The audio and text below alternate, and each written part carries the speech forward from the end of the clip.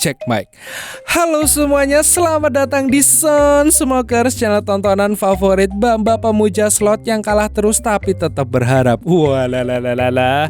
Halo coy, apa kabar? Gimana kabar kalian hari ini? Semoga kalian tetap diberi kesehatan, kebahagiaan dan rezeki yang lancar. Semoga doi kalian cepat dekat sama kalian. Amin. Alhamdulillah. Kali ini gue bakal nyeritain sebuah film yang berjudul Marquis de Sade Justin yang rilis tahun 1969. Waduh, lama banget gitu. Dari tahunnya aja kita bakal tahu film ini tentang apa. Ya kan? Film ini menceritakan tentang biarawati cantik nan Sukci yang dipaksa jadi bahan percobaan gereja sekte sesat coy. Oke deh, penasaran gak tuh gimana dia dibikin nganu-nganu? Alalah, gimana gak usah deh, yang unting gak usah daripada lama-lama intro.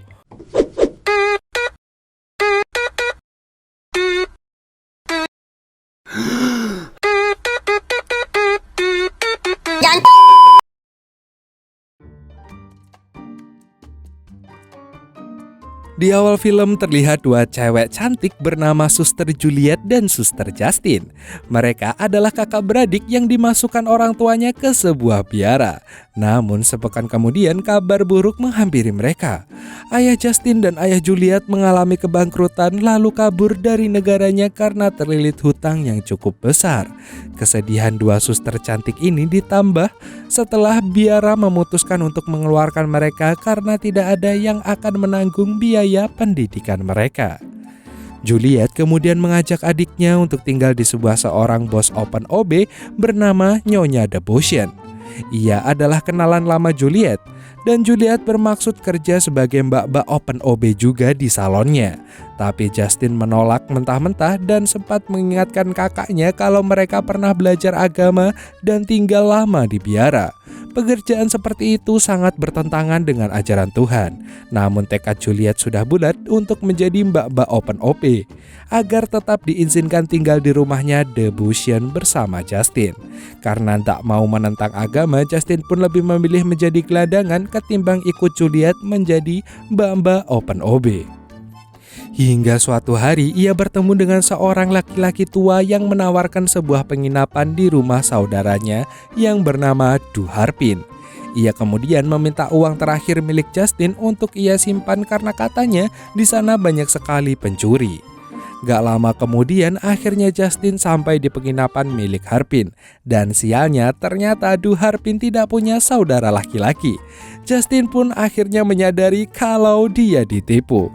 Melihat kecantikan dan kepolosan Justin, Du Harpin pun berniat ingin memanfaatkannya. Dia lalu menawarkan Justin pekerjaan menjadi pembantu dengan imbalan Justin bisa tinggal di rumahnya. Sementara itu, Juliet pun mulai diajarkan tentang cara belajar bersama yang belum pernah dilakukan karena dia adalah seorang biarawati yang menghabiskan hidupnya untuk mengabdi kepada Tuhan. Tentu saja Juliet masih menjaga kesuciannya. Namun kali ini dia harus terbiasa dengan kegiatan barunya untuk belajar bersama dengan laki-laki yang berbeda tiap malamnya. Suatu hari Justin gak sengaja bertemu dengan penyewa kamar paling mewah di penginapan Du Harpin. Dia adalah Tuan de Sorches, seorang laki-laki tua genit yang selalu memakai kacamata transparan untuk melihat walalalanya mbak-mbak di sekitarnya. Waduh. Dan dengan modus menawarkan membersihkan kamarnya, Tuan de Sorches pun mulai merayu Justin untuk belajar bersamanya. Spontan aja Justin pun menolak ajakan itu. Namun bukannya menolong Justin, Du Harpin malah menyuruhnya untuk melayani semangat belajarnya de Sorches. Bahkan Du Harpin juga meminta Justin untuk mencuri kotak emas miliknya. Tentu Justin pun menolak perintah itu mentah-mentah, sehingga Du Harpin pun langsung menyiksanya. Stupid child. Tanpa diduga, Du Harpin bertindak dengan sangat licik. Dia menfitnah Justin dengan menuduhnya mencuri kotak emas Tuan de Sorches. Padahal Du Harpin lah yang mencuri kotak emas itu. Saking liciknya, Du Harpin telah menaruh beberapa emas yang dia curi di kamar Justin sebagai barang bukti, agar de Sorches yakin kalau Justin lah yang mencurinya. Dan Du Harpin menikmati sisa emas yang dia curi.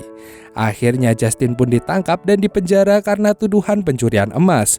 Kehidupannya sangat berbanding terbalik dengan Juliet, kakaknya yang bergelimang harta setelah menjadi mbak-mbak open OB terlaris di sana.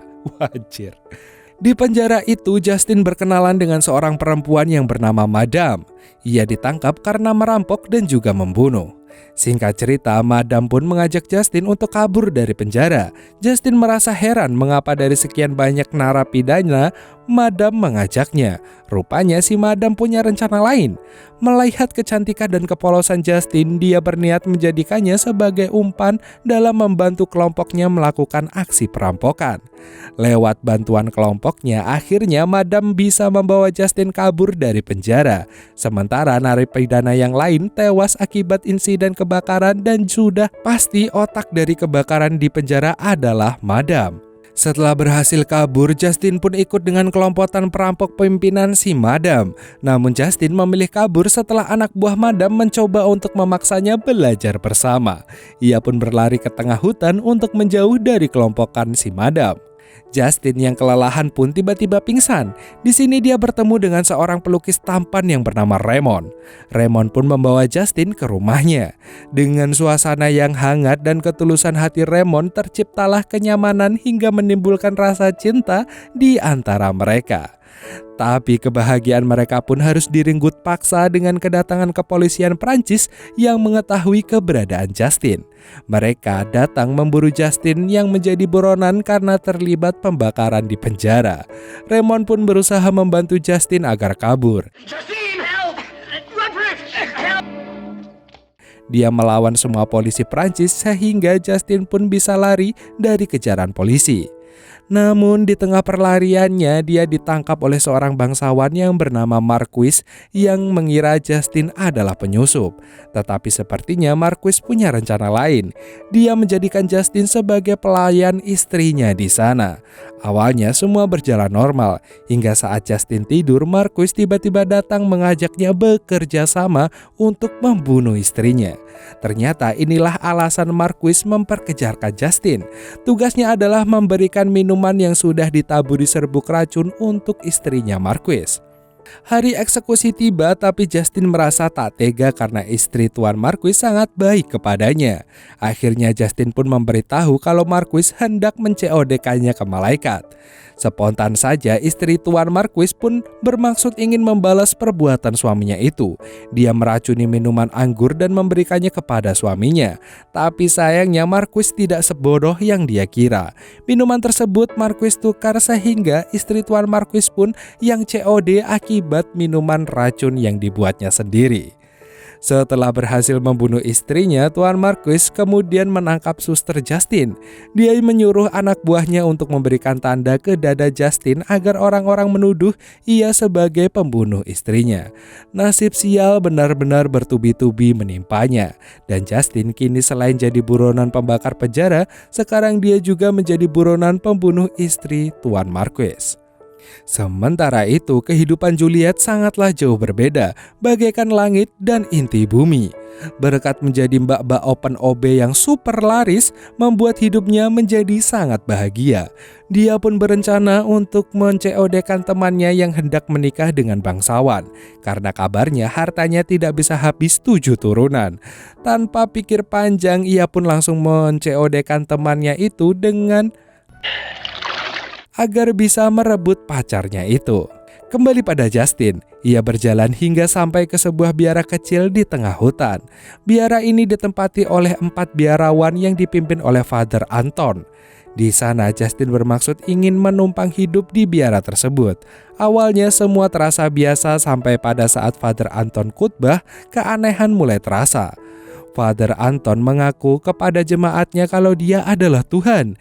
Dia juga meminta para jemaat perempuan memenuhi semangat belajarnya dengan alasan rahmat dari Tuhan.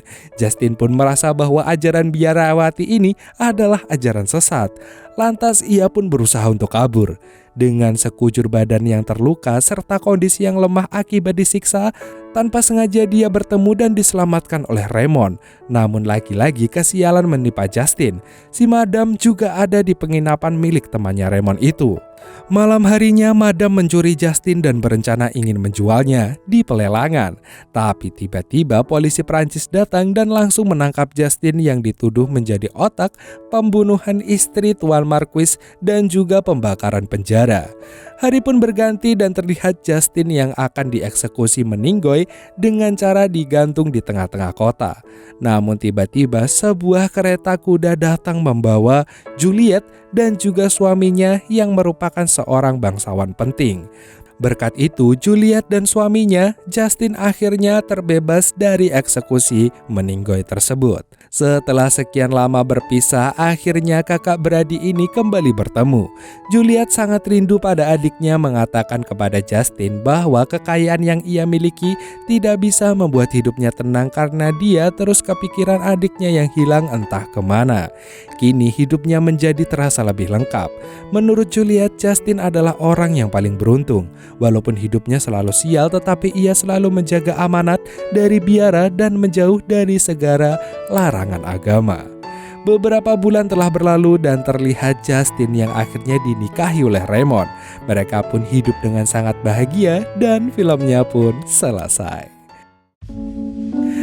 Ajar, happy ending. Akhirnya coy. Ya gimana menurut kalian tentang film ini coy? Meskipun ini film lawas ya, tapi menurut saya cukup membuat doki-doki. Aduh, apaan sih doki-doki? Yang penting gini, filmnya happy ending ya kan? Yaduh, gimana sih? Oke deh. Yang penting dari film ini kita bisa belajar agar jangan pernah meninggalkan perintah agama apapun yang terjadi. Ingat itu. Aduh, sosokan banget sih gue. Ya udah deh, nggak apa-apa. Sesama manusia kita saling mengingatkan, ya kan coy. Oke, karena gue merasa terlalu berdosa dan gue mau tobat dulu bentar. Jadi see you next time. Emang undur-undur dan dadah.